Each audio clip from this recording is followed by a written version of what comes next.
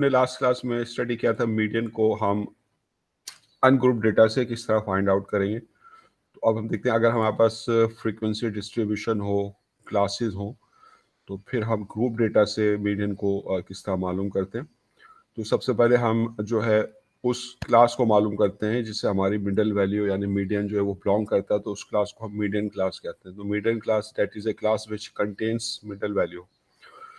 फिर हम ये फार्मूला है हमारे पास, इसको हम यूज़ करके मीडियन फाइंड आउट कर लेते हैं। तो अब इस फार्मूले में जो जो मुख्तलिफ सिम्बल्स इस्तेमाल हो रहे हैं उनका मतलब आपको मालूम होना चाहिए। तो इसमें एम टिल्डा जो है ये आपके पास जो है सैम्पल मीडियन है आपके पास, और जो स्मॉल एन है वो टोटल नंबर ऑफ वैल्यूज़ हैं आपके पास, और कैपिटल एफ जो है ये sum of all the class frequencies हैं before median class. Median class से पहले जो भी आपकी तमाम फ्रीक्वेंसीज का सम है ये उसके बराबर है। तो ये मालूम करने के लिए कि हमारी मिडल वैल्यू किस क्लास से बिलोंग करती है, हम तमाम क्लासेस की फ्रीक्वेंसीज का सम लेते हैं। तो जब हम तमाम क्लासेस की फ्रीक्वेंसीज का सम मालूम करते हैं तो इसको हम कहते हैं क्यूमुलेटिव फ्रीक्वेंसी सी एफ। तो सी एफ आपके पास क्या है, that is the sum of all frequencies up to a class. For example, अगर आपके पास टोटल 48 वैल्यूज हैं, तो अगर आप इसका हाफ कर लेंगे, हाफ ऑफ एन, तो वो 24 नंबर आएगा। तो इसका मतलब है जो 24th वैल्यू है वो आपकी मिडल वैल्यू है। तो आपको ये फाइंड आउट करना है कि ये मिडल वैल्यू किस क्लास से बिलोंग करती है। तो इसके लिए ये आपको जैसे ये एग्जांपल दी हुई है, इसमें ये क्लासेस हैं 0 से 24.9 तक, इसकी फ्रीक्वेंसी आपके पास 5 है, और इसी तरह दूसरी क्लासेस की फ्रीक्वेंसीज दी हुई हैं। तो अब आप जो है एक कॉलम बना देंगे जिसमें आप क्यूमुलेटिव फ्रीक्वेंसीज को कैलकुलेट करेंगे, यानी frequencies up to a class. तो जो पहली क्लास है आपके पास उसकी जो क्यूमुलेटिव फ्रीक्वेंसी है वो खुद इस क्लास के बराबर है, यानी वो 5 है। फिर जो आपके पास सेकंड क्लास है 25 से 49.9 तक, तो यहाँ तक आप तमाम फ्रीक्वेंसीज का सम अगर मालूम करें तो पीछे आपके पास पिछली क्लास की फ्रीक्वेंसी 5 है और इस क्लास की फ्रीक्वेंसी 13 है, इन दोनों को आप ऐड कर लेंगे तो अप टू दिस क्लास जो सम ऑफ ऑल फ्रीक्वेंसीज हैं आपके पास वो 18 है। तो ये इस क्लास की क्यूमुलेटिव फ्रीक्वेंसी है। इसी तरह जो 50 से 74.9 तक आपके पास क्लास है तो इसकी फ्रीक्वेंसी 16 है। तो इसको आप पिछली क्यूमुलेटिव फ्रीक्वेंसीज 18 में जब आप ऐड कर देंगे तो आपको इस क्लास की क्यूमुलेटिव फ्रीक्वेंसी मिल जाएगी जो कि 18 + 16 34 है। तो इस तरह आप जो है तमाम क्लासेस की फ्रीक्वेंसीज को पिछली क्लासेस की फ्रीक्वेंसीज में ऐड करके उस क्लास की क्यूमुलेटिव फ्रीक्वेंसी जो है मालूम कर लेंगे। तो अब आ जाए, अब आपके पास अगर टोटल 48 वैल्यूज है और 24th वैल्यू आपने मालूम करनी है वो किस क्लास में होगी। तो इसके लिए आप क्यूमुलेटिव फ्रीक्वेंसी के कॉलम में जाएं, तो जो 24 आपके पास है वो ग्रेटर देन 18 है। तो सेकंड क्लास तक आपके पास टोटल 18 वैल्यूज जो हैं वो सेकंड क्लास तक मौजूद हैं। लेकिन ये जो 24th वैल्यू होगी that is greater than 18 and less than 34, ये 18 और 34 के दरमियान कोई वैल्यू है। तो इसका मतलब है कि जो 24th वैल्यू होगी ये must be in the class from 50 to 74.9। तो ये जो हमारी क्लास है ये वो क्लास है जिससे हमारी मिडल वैल्यू यानी 24th वैल्यू बिलोंग करती है। तो ये हमारी जो है मीडियन क्लास है। तो इस तरह हमने मालूम कर लिया कि जो हमारी मीडियन क्लास है वो 50 से 74.9 वाली क्लास है। ठीक है, तो ये हमारी मीडियन क्लास है। अब कैपिटल एफ हमारे पास क्या होगा, कैपिटल एफ जो है sum of all frequencies before median class है। मीडियन क्लास से पहले तमाम फ्रीक्वेंसीज का सम है। तो अगर हम मीडियन क्लास पर आए, हम देखें मीडियन क्लास तक तमाम फ्रीक्वेंसीज का जो सम है वो तो 34 है, लेकिन मीडियन क्लास से पहले तक जो तमाम फ्रीक्वेंसीज का सम है वो 18 है। तो ये कैपिटल एफ की वैल्यू है। तो कैपिटल एफ में मीडियन क्लास की फ्रीक्वेंसीज शामिल नहीं करेंगे, उससे पहले तमाम क्लासेस की फ्रीक्वेंसीज का सम जो है वो इसमें शामिल होगा। तो ये कैपिटल एफ है 16। तो हमने कैपिटल एफ मालूम कर लिया। फिर उसके बाद अगर हम फार्मूले में जाएंगे तो ये जो आपके पास फार्मूला है जिससे हम ग्रुप डेटा का मीडियन जो है वो फाइंड आउट करते हैं, तो इसका फार्मूला क्या है, M tilde is equal to n+1/2 minus capital F plus 1 whole divided by F M. तो ये एफ एम क्या है, ये frequency of the median class है। फिर इसको हम डिवाइड करते हैं W से जो कि क्लास इंटरवल है या क्लास की विड्थ है आपके पास, और फिर इसमें ऐड कर देते हैं lower limit of the middle class L सब M। ठीक है, तो ये आपके पास फॉर्मूला, इसमें तमाम वेरिएबल्स के मीनिंग्स है। तो जैसे इस एग्जांपल में अगर हम मीडियन को ग्रुप डेटा से कैलकुलेट करें तो हम ये मालूम कर चुके हैं कि 24th वैल्यू मीडियन क्लास 57 जो 50 से 74.9 तक है उससे बिलोंग करती है, और कैपिटल एफ की वैल्यू जो 18 है। अब मीडियन क्लास जो है इसकी जो फ्रीक्वेंसी आपके पास 16 है, तो ये आपके पास जो है एफ एम है, frequency of the median class. फिर उसके बाद जो मीडियन क्लास है उसकी जो लोअर लिमिट है एल एम, तो वो आपके पास क्या है, क्योंकि मीडियन क्लास 50 से 74.9 वाली है तो उसकी लोअर लिमिट जो है वो 50 है। तो ये सारे वेरिएबल्स की वैल्यूज हमने इस तरह मालूम कर ली हैं। तो अब हम इस फॉर्मूले को यूज करते हैं मीडियन मालूम करने के, उसमें सारे वैल्यूज रखते हैं। एन आपके पास जो है 48 था, तो N plus one 48 plus one 49 upon 2 हो जाएगा। एफ क्योंकि 18 है, 18 में 1 ऐड कर देंगे तो ये 19 हो जाएगा। और एफ एम जो है frequency of the median class वो 16 है, और क्लास का जो साइज है वो 25 है, और जो lower limit of median class है वो 50 है। तो इस तरह हमने सारी वैल्यूज को सब्स्टिट्यूट करके ये ग्रुप डेटा का मीडियन निकाल लिया। तो ये इस एग्जाम्पल से ये जो है वाजे हो गया है। अब आ जाइए हम मीडियन के एडवांटेजेस और डिसएडवांटेजेस को स्टडी करते हैं। तो मीडियन जो है वो समझने में आसान है और उसको कैलकुलेट करना आसान है, ये इसके प्लस पॉइंट है। लेकिन और एक और भी इसका ना प्लस पॉइंट है कि median is not affected by extreme values. Median जो है एक्सट्रीम वैल्यूज से अफेक्ट नहीं होता। जैसे ये एग्जांपल है कि आपके पास डेटा है 2 3 5 8 11, इसको हमने अरेंज किया है, तो इसका जो मीडियन है उसकी सेंट्रल वैल्यू है 5। अब फर्स्ट करें इसमें कोई एक्सट्रीम वैल्यू हम शामिल कर देते हैं, तो ये जो एक्सट्रीम वैल्यू 100 है, बाकी डेटा के मुकाबले में इट्स वेरी लार्ज। लेकिन हम देख रहे हैं कि इससे अगर हम मीडियन निकालेंगे अब इस डेटा का, तो वो 5 और 8 का सेंटर में होगा, 5 और 8 का मीन है तो वो 6.5 है। तो जो मीडियन है वो जो मेजॉरिटी ऑफ वैल्यूज हैं उनको रिप्रेजेंट कर रहा है, और ये जो एक्सट्रीम वैल्यूज है उसकी तरफ ये माइल नहीं हुआ। तो median is not affected by extreme values, ठीक है। अब इसका जो डिसएडवांटेज है वो ये है कि मीडियन को जब हम स्टेटिस्टिकल प्रोसीजर्स में हम यूज करते हैं तो वो ज़्यादा कॉम्प्लेक्स होते हैं मीन के मुकाबले में। तो ये जो है ये इसका एक डिसएडवांटेज है, ठीक है। तो अब आ जाइए, अब हमारे पास जो last measure of central tendency है हमारे पास वो दी मॉड है। अब हम उसको पढ़ते हैं। तो मॉड जो है वो एक ऐसी वैल्यू होती है जो हमारे डेटा सेट में सबसे ज़्यादा रिपीट होती है, जो मोस्ट फ्रीक्वेंट वैल्यू होती है हमारे डेटा में, वो मॉड है, ठीक है। जैसे फॉर एग्जांपल ये आपको टेबल दिया हुआ है, इसमें हमने ये डेटा आपका delivery trips per day in 120 day period. तो इस डेटा में अगर आप देखें जो वैल्यूज है वो कौन सी वैल्यू जो सबसे ज़्यादा दफ़ा रिपीट हो रही है, वो 15 है। 2 दो दफ़ा रिपीट हो रहा है, 4 भी 2 दफ़ा रिपीट हो रहा है, लेकिन जो 15 है वो सबसे ज़्यादा दफ़ा रिपीट हो रहा है, 3 टाइम्स। तो इस डेटा का जो मॉड है वो 15 है।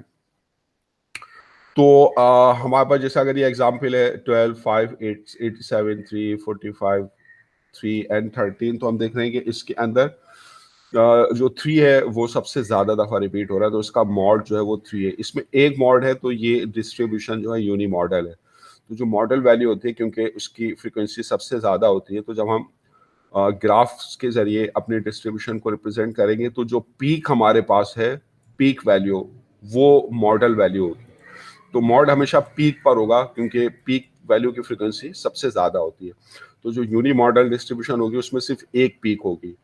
इस तरह ये आपके पास एग्जाम्पल है कि इसके अंदर आपके पास डेटा सेट में आप देख रहे हैं आपके 4 दो दफ़ा रिपीट हो रहा है और 9 जो है वो 2 दफ़ा रिपीट हो रहा है। तो इसके अंदर फिर 2 मॉड है, तो ये 2 मॉड्स रखती है डिस्ट्रीब्यूशन। तो ये बाय मॉडल है। बाय मॉडल का मतलब है कि इसके 2 मॉड हैं, तो इसके अंदर 2 पीक्स होंगी। इस तरह 2 से ज़्यादा मॉड भी हो सकते हैं। अब जैसे ये आपके पास एग्जाम्पल है, ये आपका अनग्रुप डेटा है, तो इसके अंदर आप देख रहे हैं तमाम वैल्यूज जो है दे रिपीट ओनली वंस। कोई वैल्यू एक से ज़्यादा दफ़ा नहीं मौजूद है, तो इस डिस्ट्रीब्यूशन में कोई मॉड नहीं होगा। तो ये मॉड का जो है एक डिसएडवांटेज है कि ये जो डिस्ट्रीब्यूशन है इसकी सेंट्रल वैल्यू अगर हम फाइंड आउट करना चाहते हैं, सेंट्रल वैल्यू तो इसकी मौजूद है लेकिन मॉड इसका मौजूद नहीं है, तो मॉड के ज़रिए हम इसकी सेंट्रल वैल्यू मालूम नहीं कर सकते। तो ऐसी डिस्ट्रीब्यूशन जिनमें एक मॉड होता है उनको हम यूनी मॉडल कहते हैं, जिनमें एक से ज़्यादा मॉड होता है उन्हें हम मल्टी मॉडल डिस्ट्रीब्यूशन कहते हैं। जैसे ये आपके पास जो है बिलिंग एरर्स पर डे का डेटा आपको गिवन है, तो इसमें आप देखते हैं कि 1 और 4 दोनों 3 दफ़ा रिपीट हो रहे हैं। तो ये बाई मॉडल डिस्ट्रीब्यूशन, इसके 2 मॉड है, 1 एंड 4।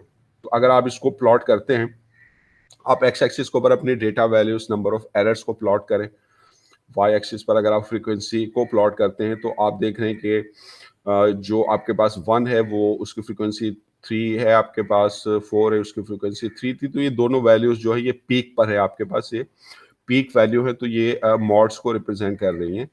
अगर आपके पास कोई कंटिन्यूस डिस्ट्रीब्यूशन है, कोई कंटिन्यूस कर्व है जिससे आप अपनी डिस्ट्रीब्यूशन को रिप्रेजेंट करते हैं, तो इसमें जो पीक्स हैं आपके पास ये मॉड को रिप्रेजेंट करती हैं। जो पीक वैल्यू होती हैं वो मॉड होती हैं।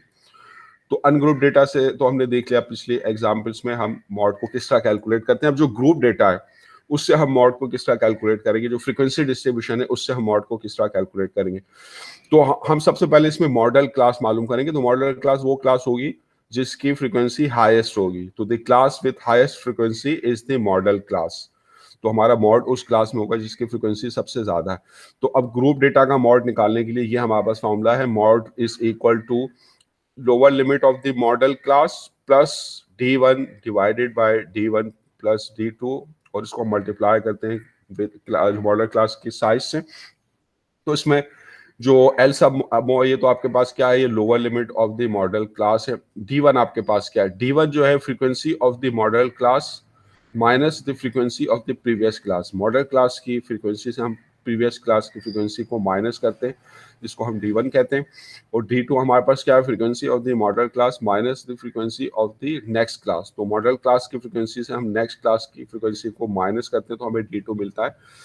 तो अब हम जैसे इस फॉर्मूले को यूज करते हैं एग्जाम्पल में, और ग्रुप डेटा का हम मॉड इस फॉर्मूले से निकालते हैं। अब फॉर एग्जाम्पल ये आपके पास एक्सरसाइज है 339। इसमें the ages of residents of Twin Lakes retirement village have this frequency distribution है। तो ये क्लासेस आपको दी हुई हैं कि जो एज जो है वो 47 से 51.9 के दरमियान हो, तो ऐसे जो आपके पास रेजिडेंट है वो 4 है।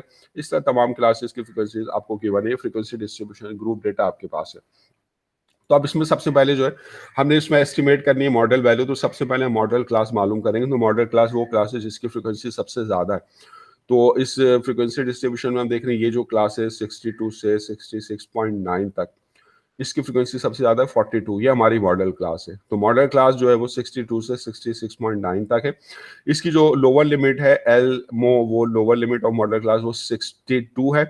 इसमें d1 हम मालूम करते हैं, d1 frequency of model class minus the frequency of previous class. तो 42 में से प्रीवियस क्लास की फ्रीक्वेंसी 13 को हमने माइनस कर दिया है। तो 42 माइनस 13 ये d1 है। इसी तरह d2 हमारे पास क्या है, frequency of the modal class minus the frequency of the next class. तो ये मॉडल क्लास की फ्रीक्वेंसी 42 से हमने नेक्स्ट क्लास की फ्रीक्वेंसी 39 माइनस कर दी, तो ये आपके पास d2 है। तो अब हम जो ये फॉर्मूला यूज करते हैं ग्रुप डेटा के मॉड को मालूम करने का, तो lower limit of model class 62 है, d1 42 माइनस 13 29 है, d2 42 माइनस 39 वो 3 है, और जो हमारा मॉडल क्लास का साइज है वो 5 है। तो ये तमाम वैल्यूज को हमने यूज करके ये मॉड मालूम कर लिया है। तो यहाँ पर जो है मेजर्स ऑफ सेंट्रल टेंडेंसी के जो 5 मेथड थे ये ख़त्म हो गए। तो अगर अब हम जो है मीन, मीडियन और मॉड, ये जो 3 इंपॉर्टेंट हमारे पास मेजर्स हैं सेंट्रल टेंडेंसी का, अगर हम इनको कंपेयर करें, तो अगर हमारे पास सिमेट्रिकल डिस्ट्रीब्यूशन मौजूद है, तो सिमेट्रिकल डिस्ट्रीब्यूशन में जो सेंट्रल वैल्यू है आपके पास वो बिल्कुल उसके सेंटर में होती है, मिडल में होती है। पीक वैल्यू, पीक भी मिडल में होती है, और यही आपका जो है मीडियन होता है। तो उसमें मीन, मीडियन, मॉड जो है वो सब सेम होते हैं, जो कि पीक वैल्यू यानी सेंट्रल वैल्यू पर होते हैं। तो ये तो आपके पास सिमेट्रिक डिस्ट्रीब्यूशन में। लेकिन अगर आपके पास जो है नॉन सिमेट्रिक डिस्ट्रीब्यूशन है, अब अगर पॉजिटिव स्क्यूड या राइट टेल्ड आपके पास डिस्ट्रीब्यूशन है, इसकी राइट टेल आपके पास लॉन्ग होती है, तो पीक वैल्यू पे तो हमेशा जो है आपके पास मॉड होगा। जो मीडियन होता है वो मॉड और मीन के सेंटर में होता है। और इसमें जो राइट टेल में जो आपके पास मीन होगा वो राइट साइड की जानिब होगा। वो राइट साइड की जानिब इसलिए होगा क्योंकि ज़्यादातर डेटा अगर जो डेटा का जो सेंटर है वो ना वो राइट की तरफ है। तो इसमें mod will be less than median and that will be less than mean. इसी तरह अगर आपके पास लेफ्ट स्क्यूड डिस्ट्रीब्यूशन है, तो इसमें जो पीक वैल्यू वो तो हमेशा मॉड होगी, मीडियन, मॉड और मीन के दरमियान होगा। अब इसमें मीन जो होगा वो लेफ्ट हैंड साइड की तरफ होगा, तो वो आपके पास जो है लेफ्ट हैंड साइड की तरफ जो है उसका रुझान होगा। तो यहाँ पर जो है ये मेजर्स ऑफ सेंट्रल टेंडेंसी जो है हमने स्टडी कर लिए हैं।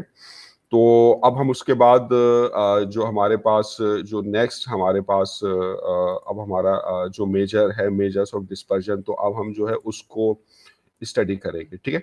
तो अब हम जो है मेजर्स ऑफ डिस्पर्जन को स्टडी करते हैं। तो मेजर्स ऑफ डिस्पर्जन या मेजर ऑफ स्प्रेड जो है उसको मालूम करने की हमें ज़रूरत होती है। उसकी अपनी एक अहमियत है। अब जैसे कुछ एग्जांपल्स हम बता रहे हैं रियल लाइफ से, जैसे कोई फाइनेंशियल एनालिस्ट है तो वो इस बात में इंटरेस्टेड होगा कि कोई भी जो फर्म है जिसमें आप इन्वेस्ट कर रहे हैं उसकी अर्निंग्स में स्प्रेड कितना है, वो उसकी अर्निंग्स जो है पर एनम किस तरह डिस्ट्रीब्यूट है। अगर उसमें ज़्यादा स्प्रेड है तो इसका मतलब है उसमें ज़्यादा रिस्क है। तो इसी तरह अगर आपके पास कोई क्वालिटी कंट्रोल डिपार्टमेंट है, वो क्वालिटी कंट्रोल करना चाहता है जो प्रोडक्ट्स की, अगर प्रोडक्ट्स की क्वालिटी में बहुत ज़्यादा वेरिएशन है तो इसका मतलब है प्रोडक्ट की क्वालिटी जो है वो इतनी अच्छी नहीं है।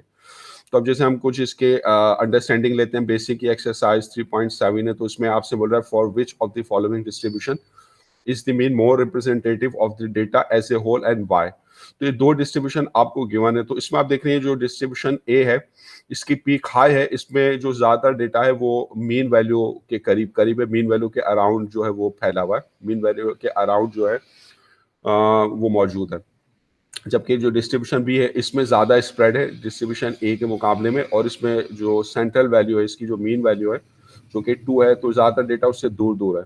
तो इसमें जो ए है आपके पास वो एज ए होल जो है ज़्यादा ऐसे मीन जो है वो इसमें ज़्यादा रिप्रेजेंटेटिव है as a whole for the whole data, क्योंकि इसमें जो ज़्यादातर डेटा आपके पास जो ज़्यादातर जो वैल्यूज आपके पास they tend to cluster closer to the mean, ठीक है। तो जिसमें स्प्रेड मीन जिसमें स्प्रेड कब होगा तो उसमें ज़्यादातर डेटा जो होगा वो मीन के करीब करीब होगा, और जिसमें स्प्रेड ज़्यादा होगा उसमें ज़्यादा data mean value central value से दूर होगा, ठीक है। तो अब आ जाए, अब हम डिस्पर्जन को मेजर करते हैं, स्प्रेड को मेजर करते हैं, तो इसके लिए हमारे पास डिफरेंट फार्मूले हैं, डिफरेंट टूल्स हैं। तो अब सबसे पहले हम रेंज पढ़ेंगे, फिर उसके बाद जो है हम इंटर क्वार्टाइल रेंज को स्टडी करेंगे, फिर उसके बाद जो है हम वेरिएंस को पढ़ेंगे। तो वेरिएंस जो है इसमें हम जो डेविएशन होते हैं उसको हम एवरेज करते हैं, तो अभी हम देखेंगे कि वेरिएंस क्या है आपके पास। इसी तरह फिर हम स्टैंडर्ड डेविएशन को पढ़ेंगे। स्टैंडर्ड डेविएशन जो सबसे इंपॉर्टेंट मेजर ऑफ स्प्रेड है। तो सबसे पहले आज हम अब रेंज को पढ़ते हैं। तो रेंज हमारे पास क्या है, हमारे डेटा सेट में जो हाईएस्ट वैल्यू है जो लोवेस्ट वैल्यू है, अगर हम उनका डिफरेंस मालूम कर लेंगे तो इस तरह हमें स्प्रेड का एक अंदाजा हो जाएगा। तो range is the difference between the highest and lowest observed value. तो रेंज जो है simply maximum value minus minimum value के बराबर ही ये रेंज का फार्मूला है। जैसे एग्जांपल है आपके पास अनग्रुप डेटा है 23, 11, 4, 17, 8, 34, तो इसमें मैक्सिमम वैल्यू 34 है, मिनिमम वैल्यू 4 है, तो range will be equal to maximum value minus minimum value 34 minus 4 that is 30। तो रेंज बहुत सिंपल है समझना और उसको कैलकुलेट करना, लेकिन रेंज में डिसएडवांटेज ये है कि रेंज में हम सिर्फ मैक्सिमम और मिनिमम वैल्यू के वेरिएशन को जो है यूज कर रहे हैं, लेकिन जो और बाकी वैल्यूज मौजूद है मैक्सिमम और मिनिमम वैल्यूज के दरमियान, हम उनके दरमियान जो भी फर्क है उसको हम कंसीडर नहीं कर रहे। तो ये इसका डिसएडवांटेज है। तो रेंज जो है वो तमाम वैल्यूज के वेरिएशन को कंसीडर नहीं करता, इसलिए ये इतना इफेक्टिव नहीं है। अब आ जाए, अब जो दूसरा हमारे पास मेजर्स ऑफ डिस्पर्शन है इंटर क्वार्टाइल रेंज, IQR या इंटर क्वार्टाइल डेविएशन। तो क्वार्टाइल से एक ऐसी वैल्यूज होती है जो आपके ऑर्डर डेटा को 4 इक्वल पार्ट्स में डिवाइड करते हैं। तो अगर आपके पास डेटा है और उसको आपने ऑर्डर करके आप उसको 4 इक्वल पार्ट्स में डिवाइड कर रहे हैं, तो जो पहला क्वार्टाइल होगा उसके बिलो 25% डेटा होगा, जो सेकंड क्वार्टाइल होगा उसके बिलो 50% डेटा होगा, थर्ड क्वार्टाइल के बिलो 75% डेटा होगा। तो सेकंड क्वार्टाइल वही होगा जो मीडियन है, क्योंकि मीडियन वो वैल्यू होती है जिसके बिलो 50% देता है। तो फिर सेकंड मीडियन और जो सेकंड क्वार्टाइल और मीडियन दे आर इक्वल। तो हम we have 3 medians Q1, Q2 and Q3, और जो इसमें सेकंड मीडियन है Q2, वो second we have 3 quartiles Q1, Q2 and Q3, और इसमें जो सेकंड क्वार्टाइल है आपके पास that is Q2 that is equal to the median. तो आपके पास जो इंटर क्वार्टाइल रेंज है उसको हम किस तरह डिफाइन करते हैं, तो ये जो आपके पास थर्ड क्वार्टाइल है और ये जो फर्स्ट क्वार्टाइल है, तो इसके दरमियान में कितना डेटा मौजूद है, इसके दरमियान में कितना डिफरेंस है, तो ये हमारे पास जो है इंटर क्वार्टाइल रेंज है। तो inter quartile range is the difference between third quartile Q3 minus first quartile Q1। तो ये इसका फॉर्मूला है Q3 माइनस Q1, ठीक है। अब जैसे हम एक अनग्रुप डेटा की एग्जांपल लेते हैं, अनग्रुप डेटा हमारे पास, इसको हमने ऑर्डर कर लिया, अरेंज कर लिया असेंडिंग ऑर्डर में। तो ये हमारे पास 7 वैल्यूज हैं। तो अब इनकी जो सेंट्रल वैल्यू है 23, वो मीडियन है जो कि Q2 है। अब मीडियन जो आपके डेटा को फिर दो पार्ट्स में डिवाइड कर देता है, एक पार्ट जो है बिलो द मीडियन है 3, 8, 13। अब खुद आप इस पार्ट का मीडियन मालूम कर लें, इसकी जो सेंट्रल वैल्यू होगी वो आपके पास Q1 होगी, वो फर्स्ट क्वार्टाइल होगा। इसी तरह जो आपके पास मीडियन से ऊपर जो डेटा है 26, 35, 45, आप खुद इसका मीडियन निकाल लें, यानी इसकी आप सेंट्रल वैल्यू निकाल लें, तो वो आपके पास जो थर्ड क्वार्टाइल है, तो जो इंटर क्वार्टाइल रेंज होगी वो Q3 माइनस Q1 है, तो Q3 35 है, Q1 8 है, तो हमने इंटर क्वार्टाइल रेंज 35 माइनस से 27 मालूम कर ली। तो जो इंटर क्वार्टाइल रेंज है आपके पास, उसको मैं इस ग्राफ से शो कर रहा हूँ, अगर ये सिमेट्रिकल डिस्ट्रीब्यूशन है, मीडियन इसके बिल्कुल सेंटर में होगा। फर्स्ट क्वार्टाइल जो है वो लेस देन मीडियन है, वो बिलो मीडियन है, और जो थर्ड क्वार्टाइल है वो ग्रेटर देन मीडियन है, अबव मीडियन है। तो ये जो व्हाइट पोर्शन मैंने दिखाया हुआ है थर्ड क्वार्टाइल और फर्स्ट क्वार्टाइल के दरमियान, ये आपकी इंटर क्वार्टाइल रेंज है, ठीक है। तो अब हम समेशन की प्रॉपर्टीज को डिस्कस करते हैं। ये पहले मैं आपको बता चुका हूं, मैं दोबारा यहाँ पर इसका रिव्यू दे रहा हूं। तो अगर आप किसी कांस्टेंट सी को m से n तक आप ऐड करते हैं, तो आप उसको कितनी दफा ऐड कर रहे हैं। जैसे फॉर एग्जांपल 7 को आप 2 से 5 तक ऐड करते हैं, तो 7 को आप कितनी दफा ऐड कर रहे हैं, आप 5 माइनस 2 टाइम्स ऐड नहीं कर रहे, बल्कि इसके अंदर 2, 3, 4, 5 4 वैल्यूज के लिए हम 7 को ऐड कर रहे हैं, तो ये 5 माइनस 2 प्लस 1 है। तो जनरली अगर कोई कांस्टेंट है आपके पास, उसको आप m से n तक ऐड करते हैं, तो आप उसको कितनी दफा ऐड करते हैं, आप n minus m times add नहीं करते, n माइनस m प्लस 1। तो जो समेशन ऑफ c है from m to n, that is equal to n minus m plus 1 into c। तो अगर हमारे पास कोई कांस्टेंट है, उसको हम 1 से n तक ऐड करते हैं, तो इस फॉर्मूले के मुताबिक उसको हम कितनी दफा ऐड कर रहे हैं, n माइनस 1 प्लस 1, यानी n टाइम्स। तो जब हम 1 से n तक एडिशन लेते हैं, तो फिर हम इंडाइसिस को शो नहीं करते, ये अंडरस्टूड होगा कि हम n टाइम्स जो है ऐड कर रहे हैं। तो अगर आप किसी कांस्टेंट को n टाइम्स ऐड करेंगे, तो जो सम होगा that will be equal to n into C. तो ये आपके पास जो सेकंड प्रॉपर्टी है समेशन की। थर्ड प्रॉपर्टी है कि अगर कोई कांस्टेंट जो है किसी टर्म से मल्टीप्लाई हो रहा है c इंटू ए, और फिर आप उसका सम मालूम करना चाहते हैं, तो आप इस कांस्टेंट को जो है समेशन से बाहर निकाल सकते हैं, that is equal to C times summation of A. Summation को आप सिर्फ ए पर अप्लाई कर सकते हैं। फोर्थ प्रॉपर्टी ये कि अगर आपके पास दो टर्म्स ऐड हो रही हो, ए प्लस बी, और आप उनका सम लेना चाहते हो, तो सम इन दोनों पर डिस्ट्रीब्यूट हो जाएगा, तो that will be equal to sum of A plus sum of B. Summation of A plus B is equal to summation of A plus summation of B. अब अगर यहाँ पे बीच में माइनस होगा, तो फिर ये माइनस आ जाएगा। तो अब आ जाइए, अब हम जब डेविएशंस मालूम करना चाहते हैं, तमाम वैल्यूज के दरमियान हम वेरिएशन मालूम करना चाहते हैं, तो उसके लिए हम ये कैलकुलेट करेंगे कि हर वैल्यू का सेंट्रल वैल्यू से फर्क कितना है, हर वैल्यू का सेंट्रल वैल्यू से डिफरेंस कितना है, हर वैल्यू सेंट्रल वैल्यू से कितनी दूर है। तो इसको हम डेविएशन कहते हैं। तो डेविएशन हमारे पास क्या है, D, that is equal to X minus x bar. X bar आपके पास सेंट्रल वैल्यू, आमतौर पर सेंट्रल वैल्यू को हम मीन की मदद से कैलकुलेट करते हैं। तो deviation is equal to X minus x bar, यानी एक्स डेविएशन मालूम करने के लिए आप किसी भी वैल्यू एक्स में से जो उसका मीन है सेंट्रल वैल्यू, उसको माइनस कर देंगे, तो इस तरह उस वैल्यू का हमें डेविएशन जो है वो मिल जाएगा। तो that is the deviation of A value from mean. अब इसमें जो इंपॉर्टेंट फैक्ट है वो ये है कि कुछ डेविएशन पॉजिटिव होंगे, कुछ नेगेटिव होंगे। जो वैल्यूज मीन से बड़ी हैं उनके डेविएशन पॉजिटिव होंगे, जो वैल्यूज मीन से छोटी हैं उनके डेविएशन नेगेटिव होंगे। तो this sum of all deviations from mean is always zero. तो ये हमारे पास फैक्ट है कि sum of all deviations from mean summation of x minus x bar is always zero. तो अब मैं इसको प्रूव करता हूँ। तो अब प्रूफ करने के लिए जो है मैं समेशन की प्रॉपर्टीज को यूज करूंगा। तो ये मेरे पास है summation of x minus x bar. तो समेशन की प्रॉपर्टीज को यूज करते हुए मैं समेशन को इसके ऊपर डिस्ट्रीब्यूट कर देता हूं। तो that is equal to summation of x minus summation of X bar. तो अब इसमें हम समेशन ऑफ एक्स की वैल्यूज को कैलकुलेट करते हैं। तो हमें पता है कि जो हमारे पास मीन होता है X bar, that is equal to summation of X divided by N. तो यहाँ से अगर मैं समेशन ऑफ एक्स की वैल्यू में कैलकुलेट करूँ, तो मैं एन को वहां पर ले जाकर एक्स बार से मल्टीप्लाई कर दूंगा, तो summation of X is equal to N X bar. तो ये समेशन ऑफ एक्स की वैल्यू है, इसको मैंने इसमें पुट कर दिया एन एक्स बार। अब दूसरी तरफ जो समेशन ऑफ एक्स बार है, इसकी वैल्यू क्या होगी। तो हमें पता है कि किसी कांस्टेंट का जो सम है किस तरह निकालते हैं। तो इसमें जो एक्स बार है, जब हम मीन निकालते हैं तो मीन फिक्स हो जाता है, तो मीन एक कांस्टेंट वैल्यू है। तो समेशन एक्स बार के लिए हम एक कांस्टेंट को कितनी दफा ऐड कर रहे हैं वो प्रॉपर्टी हम यूज करते हैं। तो हमें पता है कि जो समेशन ऑफ सी है, इसको जब हम एन टाइम्स ऐड करते हैं, तो हम समेशन निकालने के लिए n को c से मल्टीप्लाई कर देते हैं। तो ये प्रॉपर्टी हम यहाँ पे यूज करेंगे। तो समेशन ऑफ x बार है, इसमें मीन x बार को जो कि कांस्टेंट है हम n टाइम्स ऐड कर रहे हैं, तो that will be equal to n times c, यानी n टाइम्स x बार। तो ये समेशन x बार की वैल्यू आ गई। तो इसको हमने सब्स्टिट्यूट कर दिया। तो इस तरह summation of x minus x bar is equal to n x bar minus n x bar, ये कैंसिल हो जाएंगे। तो इस तरह जो सम ऑफ ऑल डेविएशन है दैट ये प्रूव हो जाएगा, that is equal to zero. ठीक है। तो अब हम क्या करते हैं, क्योंकि हमें पता है कुछ डेविएशन पॉजिटिव है और कुछ नेगेटिव है, तो माइनस साइन खत्म करने के लिए जो भी डेविएशन है तमाम डेविएशन का हम स्क्वायर कर लेते हैं। तो अब हम जो है वेरिएंस को डिफाइन करते हैं। तो variance is the average of the square of the deviation. Variance is the average of square deviation. तो जो डेविएशन का हम स्क्वायर कर रहे हैं उसका अगर हम एवरेज ले लेंगे तो इससे हमें स्प्रेड का जो है एक कैलकुलेशन मिल जाएगी। तो इसको हम कहते हैं वेरिएंस। तो सबसे पहले मैं वेरिएंस आपको बता रहा हूँ अनग्रुप डेटा के लिए। तो अनग्रुप डेटा का वेरिएंस अगर हमने कैलकुलेट करना है तो पॉपुलेशन वेरिएंस हम किस तरह कैलकुलेट करेंगे। तो अनग्रुप डेटा का जो पॉपुलेशन वेरिएंस है उसको मैं यहाँ पे बता रहा हूँ। तो पॉपुलेशन वेरिएंस को हम ग्रीक अल्फाबेट सिग्मा स्क्वायर से रिप्रेजेंट करते हैं। तो सिग्मा स्क्वायर जो है that is the population variance है।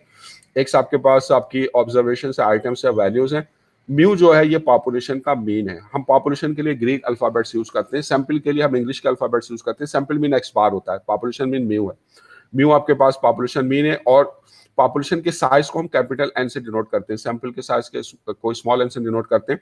तो एक्स माइनस म्यू क्या, हमने हर पॉपुलेशन की वैल्यू में से पॉपुलेशन के मीन मी को माइनस कर दिया तो हमें उस वैल्यू का डेविएशन मिल गया और फिर हम इस डेविएशन का हम स्क्वायर कर रहे हैं। ये डेविएशन का स्क्वायर हो गया एक्स माइनस म्यू स्क्वायर। फिर हम इसका एवरेज ले रहे हैं। तो एवरेज लेने के लिए हम सम लेकर जो पॉपुलेशन का साइज है एन उससे हम डिवाइड कर देते हैं। तो ये आपके पास पॉपुलेशन वेरिएंस का फॉर्मूला है, यानी पॉपुलेशन वेरिएंस में जो वेरिएंस का स्क्वायर है हम उसका एवरेज ले रहे हैं। तो ये आपके पास क्या है, that is variance is the average of square deviation. Deviation के स्क्वायर का एवरेज है। तो ये इसकी डेफिनेशन है, ये इसका बेसिक फार्मूला है। अब हम इसको जो है समेशन की प्रॉपर्टीज यूज करके शॉर्टकट फार्मूले में कन्वर्ट कर सकते हैं। तो उसके बराबर में ये इसका शॉर्टकट फार्मूला दिया हुआ है। एक और फार्मूला जिससे हम पॉपुलेशन वेरिएंस को कैलकुलेट कर सकते हैं। तो ये है summation x square divided by N minus mu square.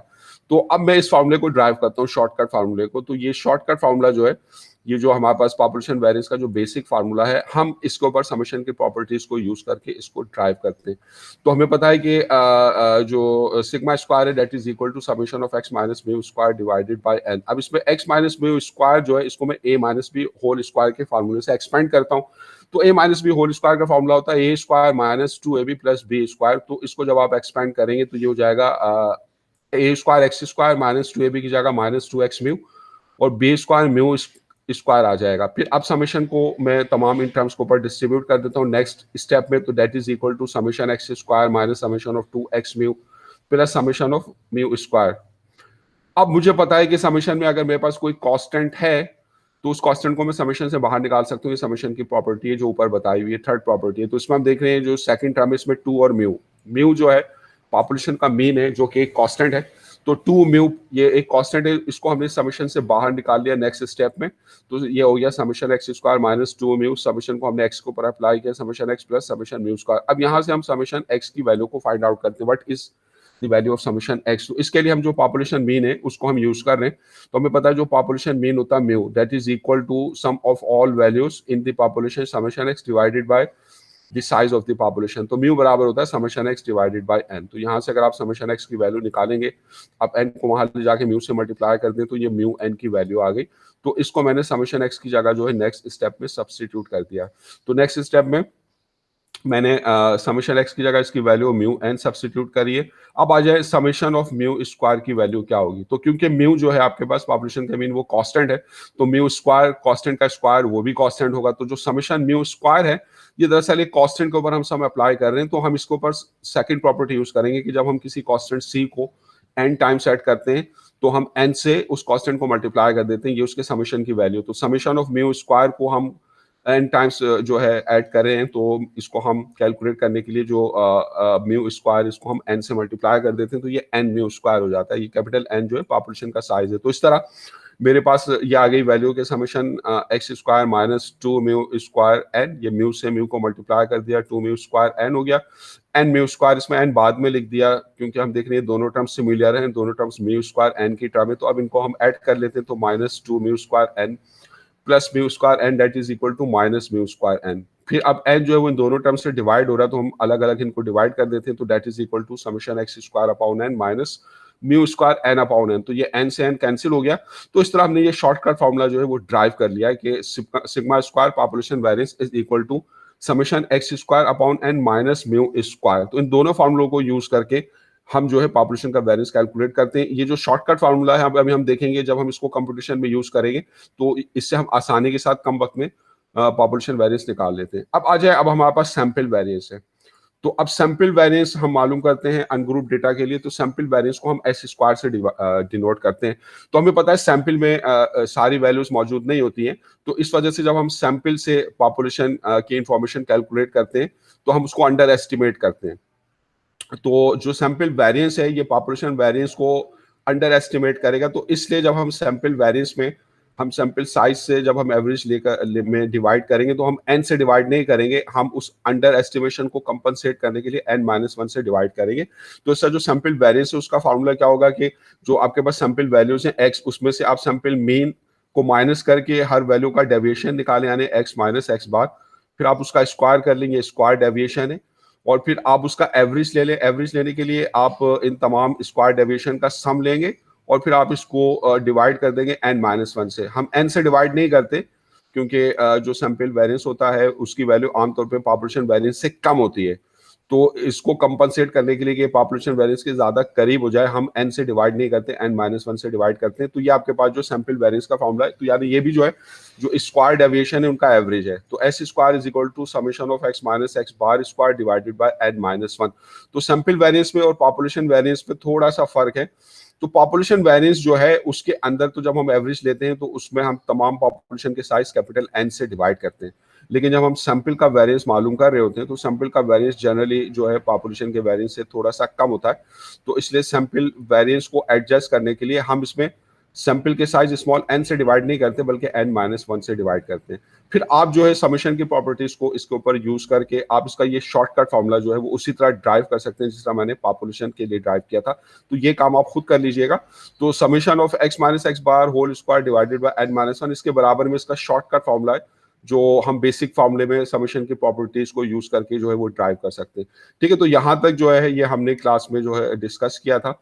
तो अब मैं यहाँ पर जो अपनी क्लास को मैं ख़त्म करता हूँ। ठीक है ना, खुदा हाफिज।